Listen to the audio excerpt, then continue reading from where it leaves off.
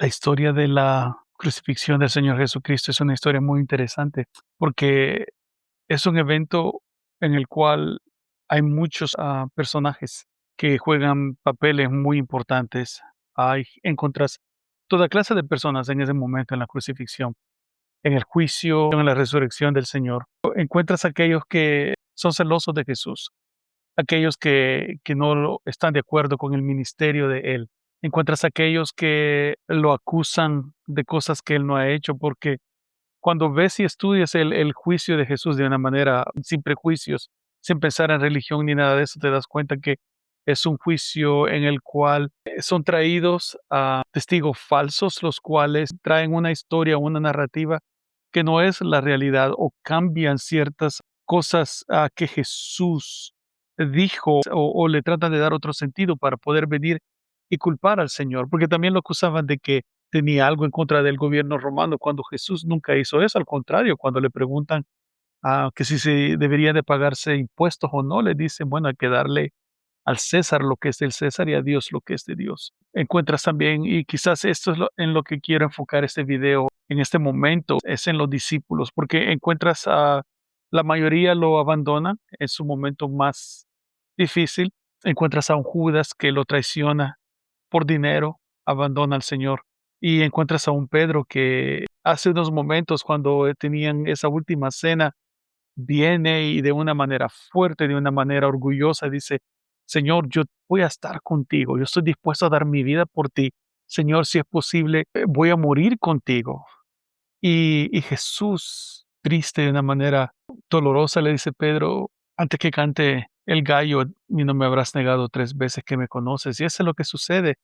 La palabra de Dios, si tú lo puedes ver en ese momento, cuando lees los 4 evangelios, te das cuenta que Pedro se acerca, se logra meter en el lugar a donde están haciendo el juicio y aparecen esta gente, aparece esta chica y le preguntan: Tú eres uno de los de él, hablas como ellos. Y Pedro 3 veces niega, y hasta en una parte de la Biblia dice que hasta comienza a decir malas palabras, a decir: yo no conozco a ese hombre, yo no tengo nada que ver con ese hombre. Entonces canta el gallo, y la palabra de Dios dice en uno de los pasajes que Jesús lo mira y Pedro lo mira a Jesús y se le rompe el corazón en 1000 pedazos y sale en medio de la oscuridad a llorar.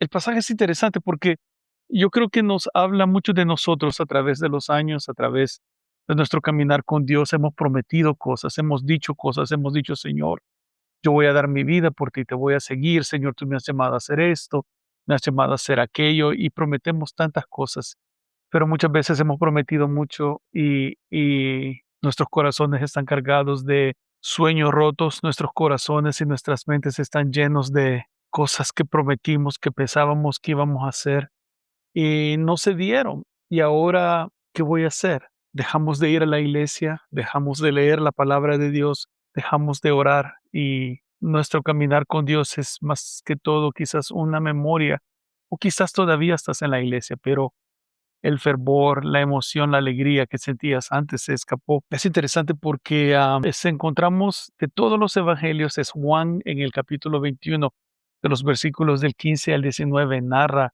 lo que sucede, porque cuando el Señor Jesús 3 días después de la crucifixión se levanta de entre los muertos y aparece a las mujeres. ¿Sabías tú que en ese entonces en Israel el testimonio de una mujer o de los niños no era válido en una corte?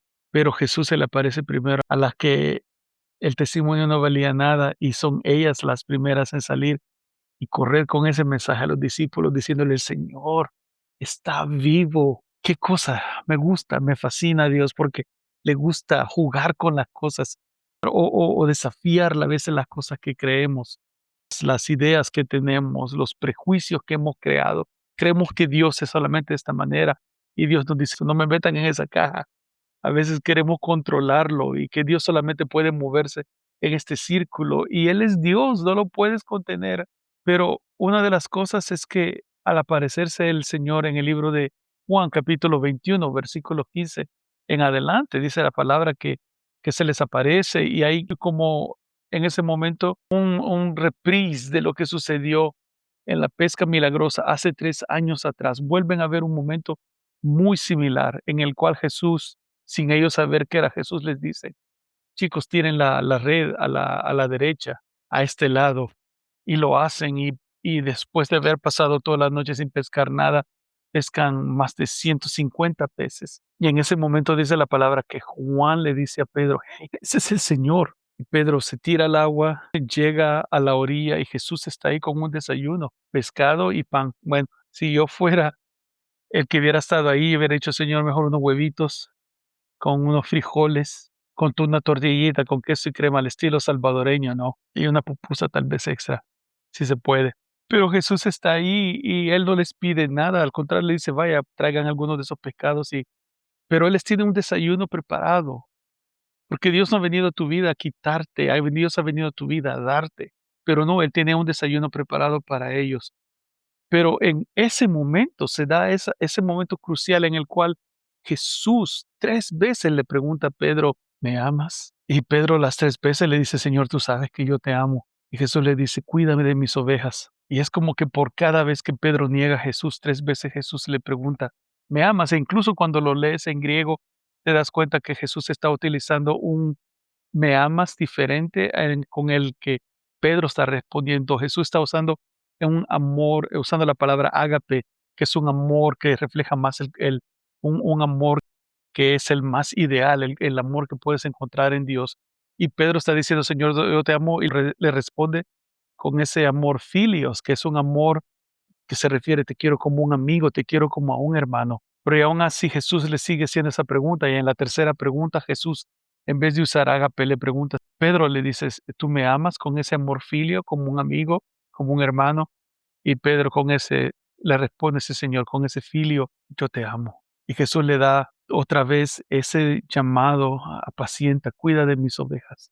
Lo que yo hay interesante es que Dios viene y Él nos ha creado, y Dios muy bien sabe de que si nosotros no tratamos con esos sentimientos de culpa que llevamos dentro de nosotros, no solamente nos va a afectar nuestra mente, nuestro corazón, también va a afectar nuestros cuerpos. Pero yo he leído artículos donde dice que cuando nosotros no tratamos con eso, afectan nuestra circulación, o cuando no tratamos con esos sentimientos de culpa que llevamos y pasan años, pasan meses, también comienzan a causar estos problemas en todo nuestro cuerpo. La palabra de Dios dice en el Salmo 103, versículos 13 y 14, que Dios tiene compasión de nosotros y Dios sabe que somos hechos de polvo. Dios sabe de que si tú llevas esa culpa dentro de ti y si no tratas y arreglas eso y te deshaces de eso, te va a terminar no solamente lastimando tu mente, tu corazón, tu alma, sino que también tu cuerpo se va a ver afectado.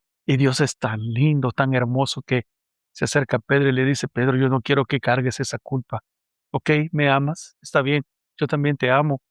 Entonces, regresa al llamado que yo te di hace 3 años atrás, cuando yo te llamé que fueras un pescador, no de peces, sino que de hombres y de mujeres". ¿Cuántos de nosotros recibimos un llamado, pero por cualquier razón u otra lo hemos abandonado? Y el Señor te está diciendo a través de este video: regresa a ese llamado. Acércate al Señor, entrégale esa culpa, entrégale ese dolor, esa traición que tú crees que se dio, y quítatelo del corazón, porque ya no lo tienes que cargar. Ya lo cargaste suficientes meses, ya lo cargaste suficientes años y no lo tienes que cargar mucho más. Y me gusta porque cuando ese momento termina entre Jesús y Pedro, Jesús le dice: "Sígueme". Y cuando tú lo lees en el griego, no dice sígueme, sino que es un verbo que tiene que ver con algo que es constante. Y Jesús le está diciendo a Pedro: "Continúa siguiéndome, o no dejes de seguirme". Es un seguir a Dios que no solamente es ahora, sino que es mañana,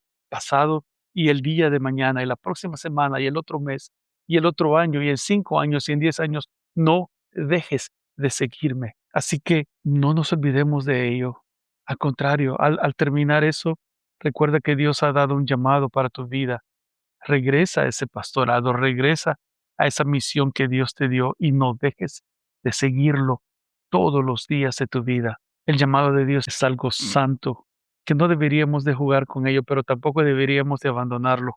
Y sí, somos humanos y sí cometemos errores, sí, a veces cometemos fallas, pero tenemos un Dios tan lindo, que Dios está en el negocio de sacar a sus hijos, y cuando ellos caen, los levanta. La misma palabra de Dios dice en el libro de Proverbios que el justo cae 7 veces y 7 veces se levanta. Así que levántate en el nombre de Jesús. No te rindas. Levántate. El Señor te ha perdonado. Trae tus cargas a la cruz del Calvario. Déjalas ahí. Recibe el perdón del Señor y regresa a lo que Dios te llamó. Que el Señor te bendiga. Mi nombre es Elmer Batres y este es mi canal Vencedor. Y gracias por permitirme llegar a tu hogar. Y espero que este video pueda traer ánimo, pueda traer alegría, pueda traer una palabra de esperanza a tu corazón. Y no se te vaya a olvidar que tú y yo con Cristo somos más que vencedores. Nos vemos en la próxima. Chao.